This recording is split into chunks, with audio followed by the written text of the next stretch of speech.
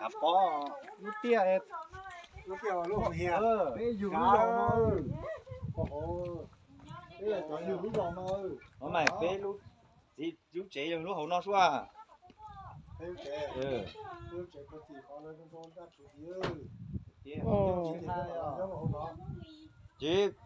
nó lúc để tha lúc này bé là nhau lúc tạc cá sao lúc bé là lúc tạc cá cũng mà cũng chưa lúc tạc cá chứ giờ lúc này chạm bàn đấy khỏi rồi à phải đấy nhang một cái lúc chế cũng à này hiếp bao chú rồi thằng đó sao kêu của hai lần nói xong một tí nào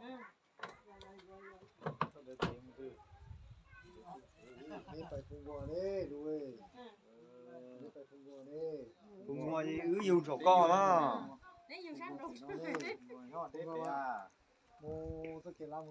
là nước rau hiểm hình bén hình đam nó là hình đam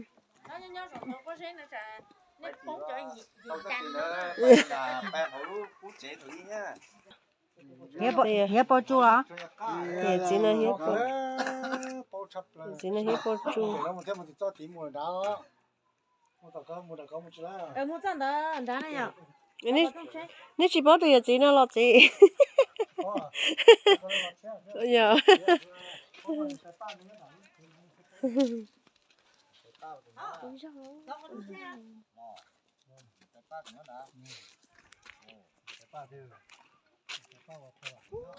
ồ em nó muốn được kết lại muốn rất năm một lọ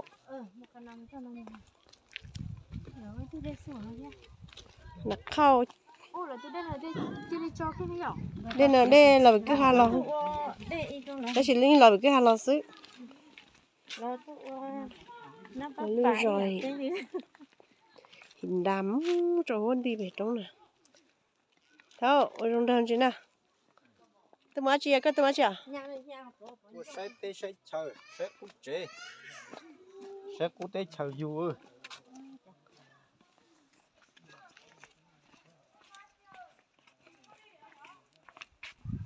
không nó nè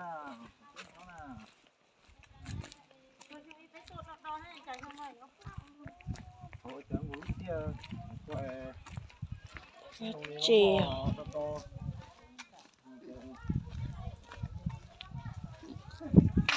chóng quá ha quá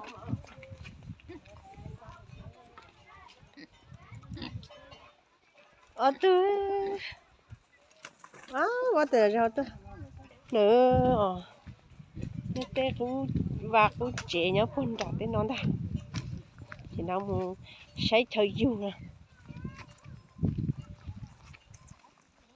bắt cơ đây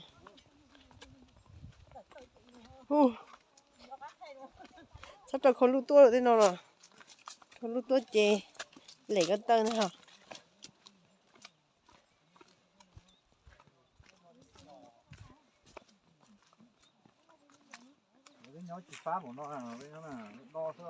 nếu chỉ nhớ từ tháng thì khỏi đa tí đó nếu chỉ chúng mình nhớ à ôi giờ rồi nè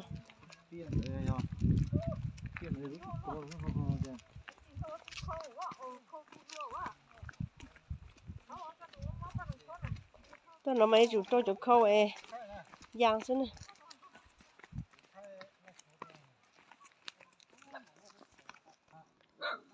ê con này có tới chị à có thả chị nó món con đại viên nè của tôi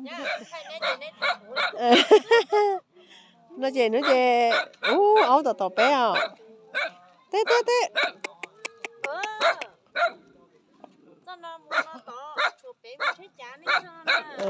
chắc cái chết chả rồi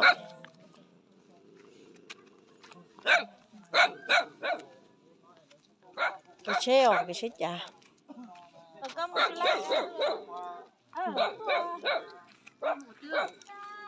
nhớ rong à này lúc rong chưa Rồi sai tê lúa, cái tôi sai tê lúa.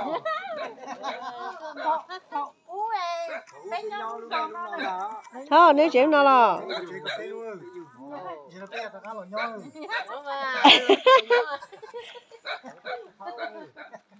Nè lò thì lò à. Nè là nè mua chưa? Đi mua sao? Ồ.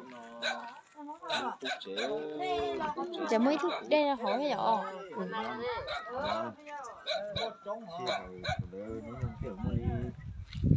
nhớ nhớ bây giờ chị nhớ chuyện nó là thủ lửa chả lúc nó à sao à ai tháo thằng này nó nhớ đi bỏ chưa nó nhớ chị nếu chị sao chia lo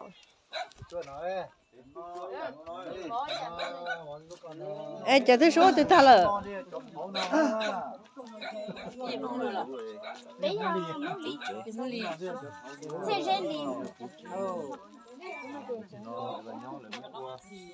cái xe ở thằng ba để trên đấy nó dày tôi số này lắp bo rồi cái này lúc trẻ nhiều dâu chứ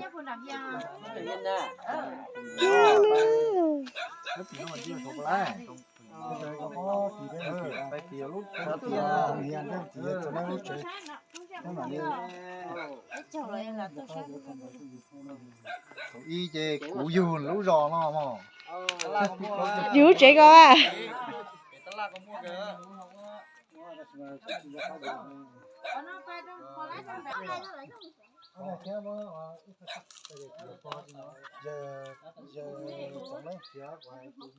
Rồi hai chả này hai chả cho chua nó ngon rồi. Chị ạ, cho nó chua rồi.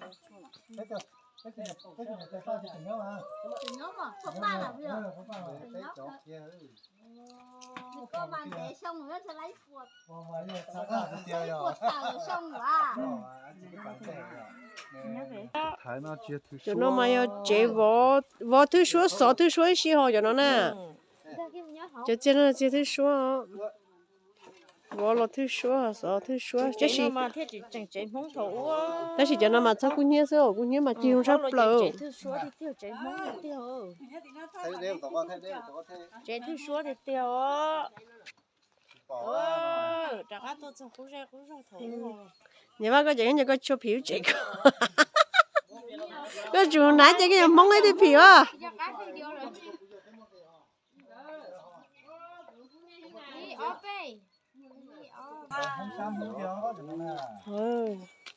gì chỉ nghe chuyện đợi một sáng rồi sẽ biết cho giờ hiện giờ lên đây giờ như hai gì đó chị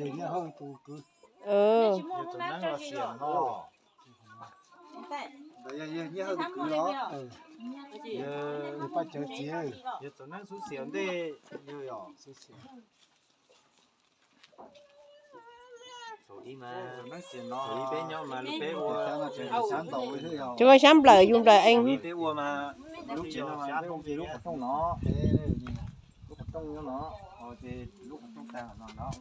cô bác là xịn nói rồi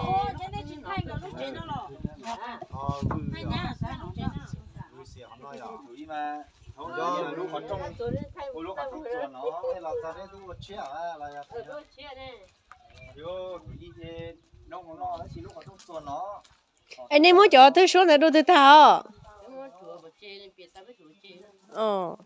chia tiền cho nó này được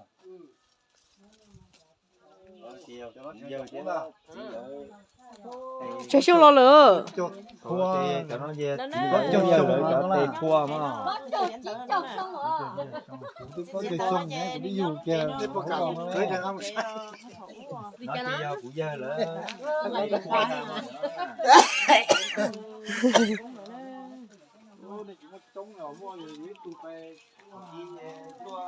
vậy đấy chỉ là chỉ tiền tới nên tới trong tụi con nè Tao tụi nó nhớ lúc qua chạy nó tôi giờ cũng rồi. nó chỉ là cái tôi rồi nó sát cho thằng tới ô nó chạy nó pe luôn rồi nó có chạy nó cũ Bé rồi là để muốn mua nhó này, không mua bài chê. có dễ cha rồi Tết bài chè muốn hơn là nhó Bơ là bên nhau chỉ bên bài chỉ không ngồi nhá. Chí rồi đó. Chị hiện nay là có chén chè đây nó不是有乳是吧？ Hù ta rõ tốt đâu. Bây giờ này muốn mua nhóm thì phải bỏ tiền đi. Cái thứ bài không mà Chí mà. Ồ. Chai là lú lên. Anh trai từ đây là quý rồi đấy. Thử anh trai mà. Anh trai thìจะไปเสียงด้านเรานะ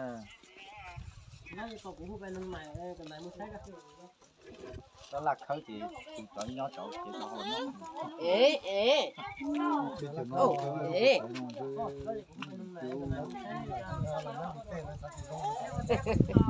Tết tổ tổ đúng rồi sao? tên nó mày rong cười đi đó Để chừng cho nó cho hướng từ chữ lo thao. Để cho nó cho hướng từ chữ lo. Hướng từ chữ ya. có biết chi long thành ra. Cho nó mình chỉ đu ya, chỉ cho một cho hướng ya. Gì thật chéo. Gì thật chéo luôn.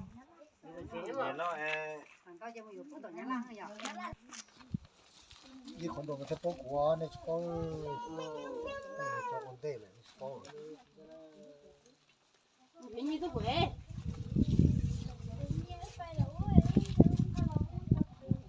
Yo, người chỉ để đặt mồi nè.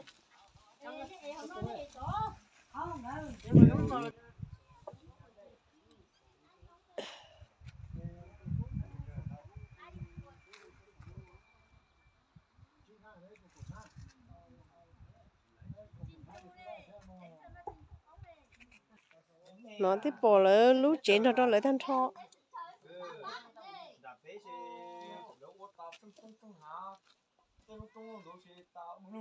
Lúc cũ rồi nhìn đam nữa. Sáng buồn no nữa.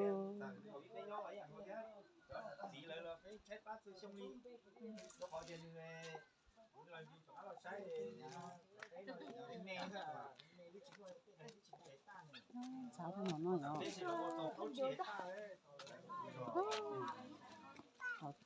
Nhỏ này nó chả chỉ nhớ xé vậy. Nhớ tao cứ có xé rồi.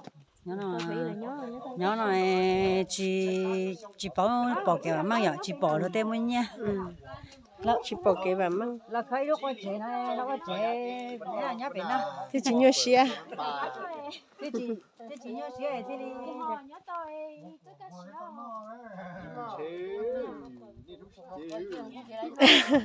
Nhưng nó chỉ bỏ nhớ xia, chỉ bỏ xia tiêu. Chỉ bỏ cái vào mang rồi. Nhưng nó mà ha, nên nó mua té rồi chế.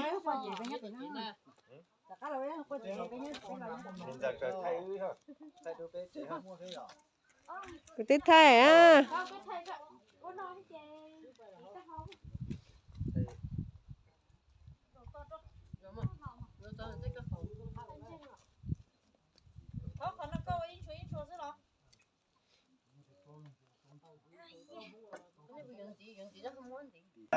tí nè cái yêu nó Của yêu nó.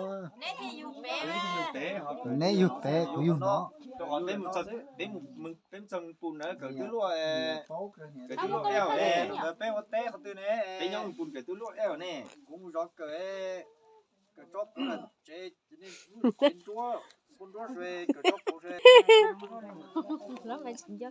Nó cũng thay sao vậy? Tháo lúa thay chỉ thả đi vô đây về nhà đi sáng nó cũng lúa thay. Rồi. Thay chị thay đó là. Thay lúa. Mà rồi giờ lúc nó là giờ chỉ thoát xe ha. Chỉ thoát xe chỉ và cái này cái chỉ na. Nó chỉ gì na. Vậy chị chơi gì? Chị cái tiền luôn là nói những thứ luôn nữa, luôn đã nè nè. Luôn đã là giờ xe luôn. Ê bây giờ coi chuyện lúc qua gì? giờ nó nhóc bùn đá rồi rồi Giờ nó nhớ lúc nó tha giờ lúc này. Ê chị. Nó chỉ học cái rồi, sao chỉ lúc con ta. tụi em mới cho kế bài nó xấu đó Chị ai lúc chuyện nó coi chuyện giờ xe lúc là lớn lòng là. Giờ ta chỉ mà chơi lớn lòng là họ.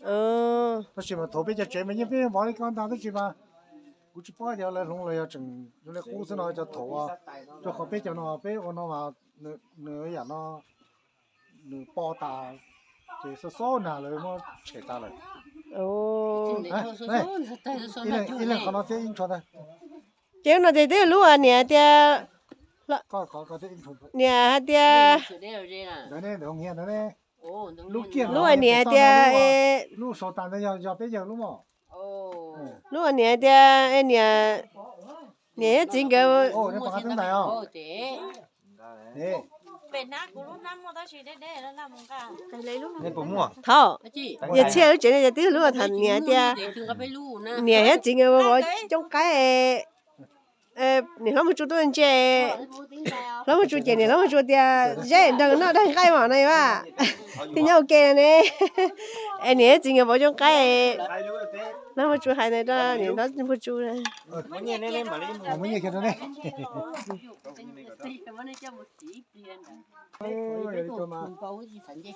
lấy cái này chạy nó lái có chứ cho xong thế thôi. ôi có gì vô?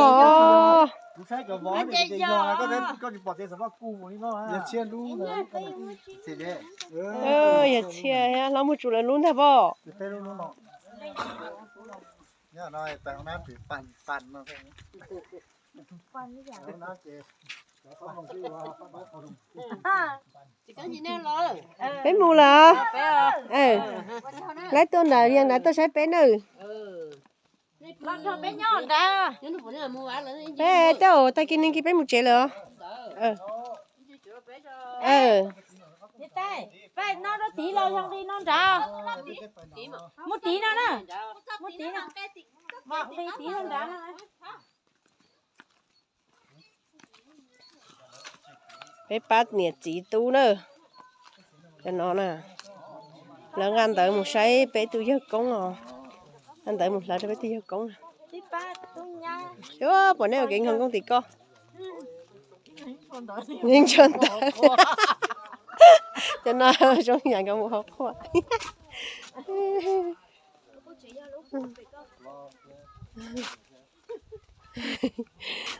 Cho nó vậy một say bỏ công giấc công sợ. Sáng ăn tại một trâu bỏ công giấc công xin nữa. Chỉ dòng ngọc khoa.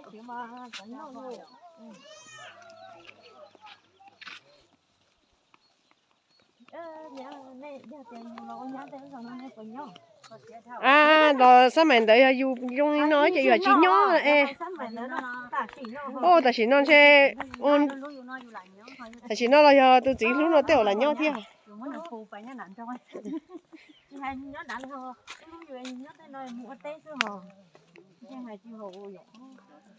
rồi yêu nha giờ yêu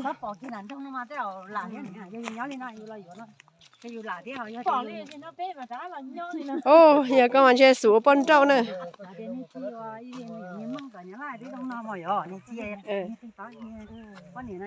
nên tại nên bắt này giờ nhá nè ôi cái ồ là uống mấy phần này cũng à chị nó nè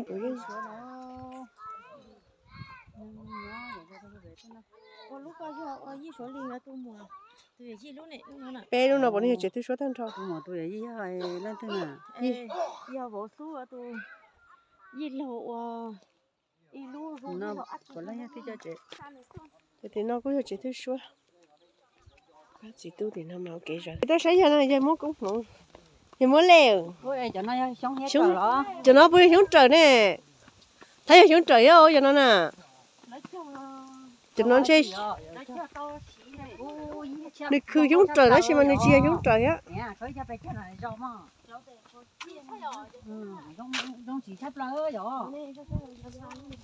cho nó chơi nhân là biển 36 ở tỉnh nào nhỉ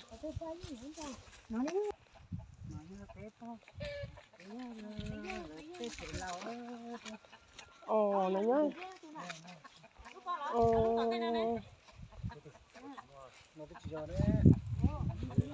cái đó sẽ lấy một tỷ hạt khâu thì nó nhá nó sẽ lò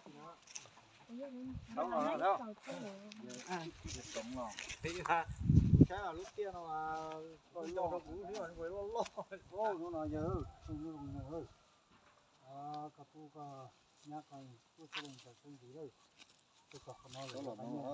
cú ya tụt tụt không nào mà lo đó à Jadi dia cerita macam chút lứ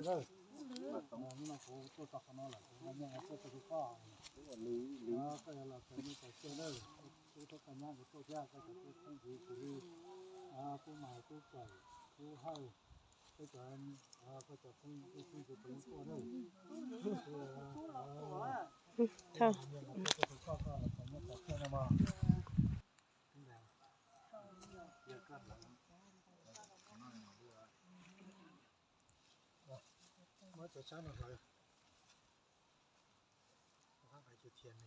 Ôi giờ lúc trẻ sầu tà ồ. Giờ lúc trẻ nó sầu tà này à. đi tới cái cái tận đây có thay vào có cái hả giờ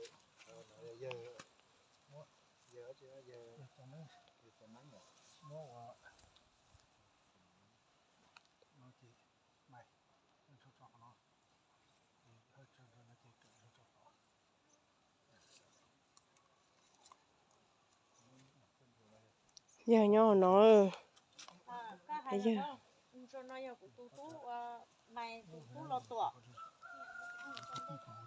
lo xa tụt lo lử lo lử lo sao à lo xử nó đã trẻ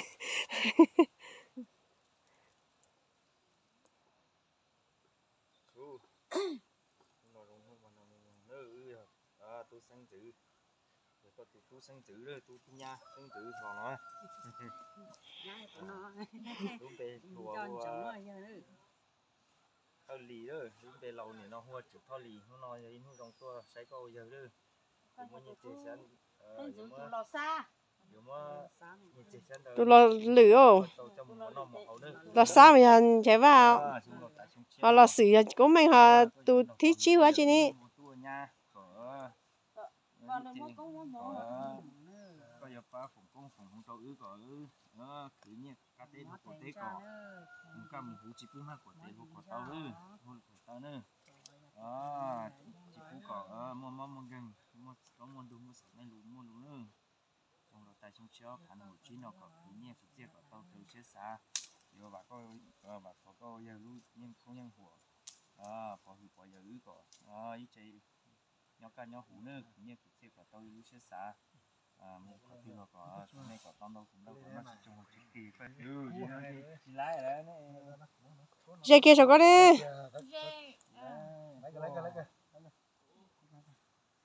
có mà chúng tôi dân đó có chúng tôi dân là có cái nó có hồ có nó chỉ trong một chiếc kỳ nó cũng dân đó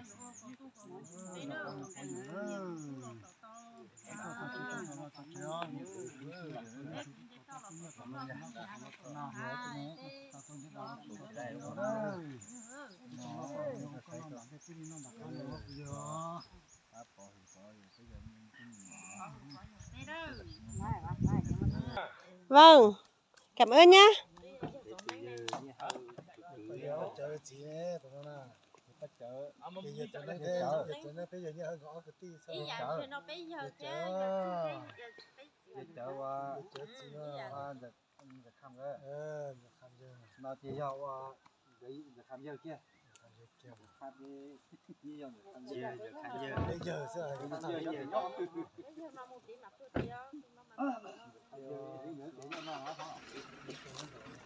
hử sao tao chỉ là tôi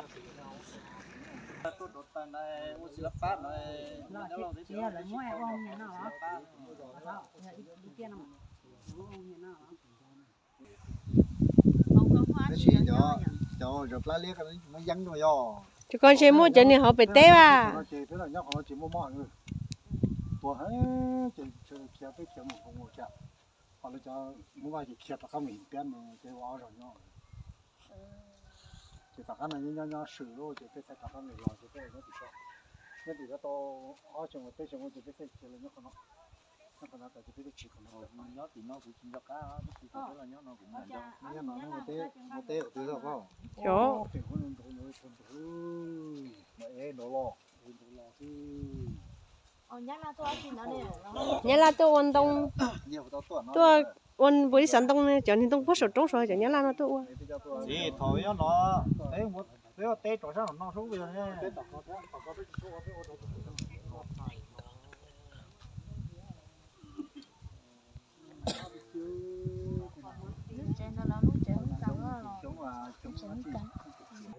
cho này bỏ gì bỏ gì bỏ cú già cho này bỏ cú già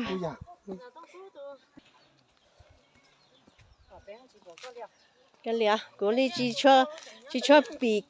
cho bị khó công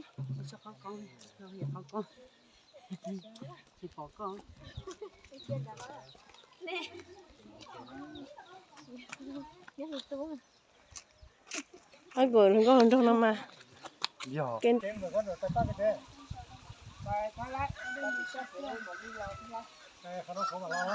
Nó phải lấy đâu thôi à?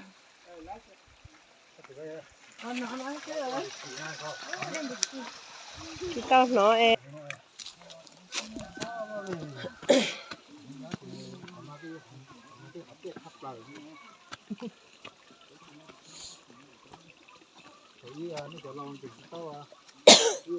ôi cho nó nhỏ sai ở chỗ cho nó nhỏ ở trên này cánh chua à gì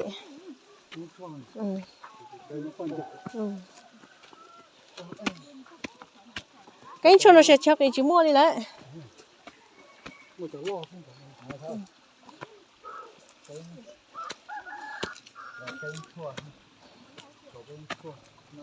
cho cánh chua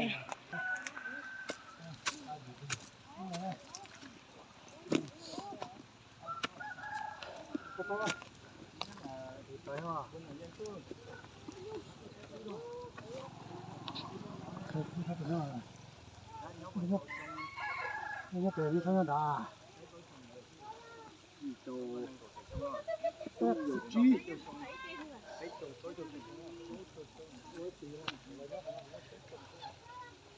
ôi phải tiêu nhá chị bao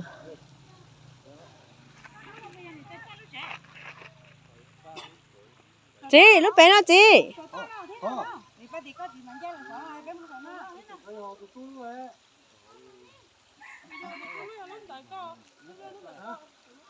lúc sau nó lúc coi từ tôi luôn nè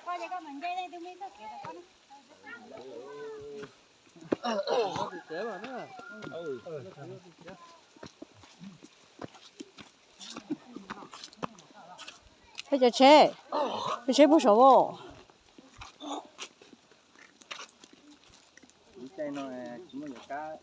chế tôi này có lò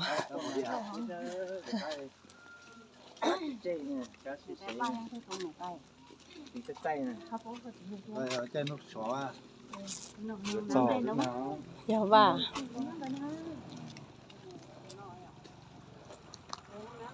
chế cho gì nó bé chế đặt đi bây giờ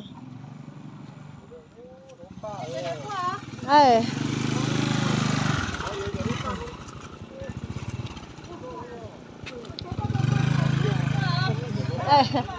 nên giờ rong dịch cá luôn liền nó chạy muốn đến nó mà mua nó tê ăn rồi mua đó đi bé dùng cái đó nó bây giờ các bé khai bé sao nên không cho nó bây giờ chỉ có là của cái chuyện nhóc nói à cái này nhau thế cái nhau tiềnตัว của nhóc bé không muốn nè ô nhau béตัวthế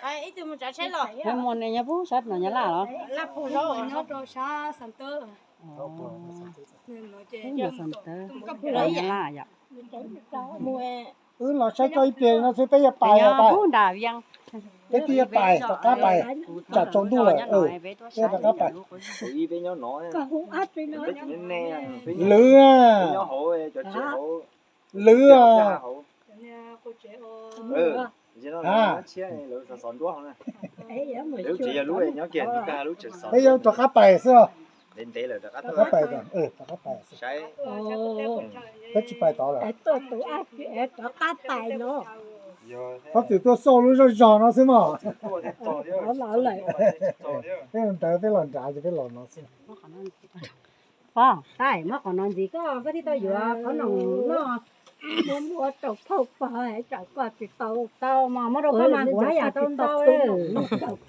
เตาเมื่อเราก็อยู่ได้ค่ะเขาไปการติดเตาว่ะนี่จะเช่นเราจะไปเช่นเราครับเนี่ยบ้านนี้มันจะเช่นbây giờ đã cắm bố kể con nữa chơi bé trẻ à phò gạo cho tôi bự nó chết chả lọ không nè hiện tại cũng nó cả một lò thế là nó rất bên lò thêm màu của chụp bao lò của chụp bao tỷ cho cho cái giá cả cho nó chơi được nó lâu nữa cho nó nhỏ chi à cái nơi có chữ ha có chữ hạ mà rồi cho bơi à nó muốn bơi bây giờ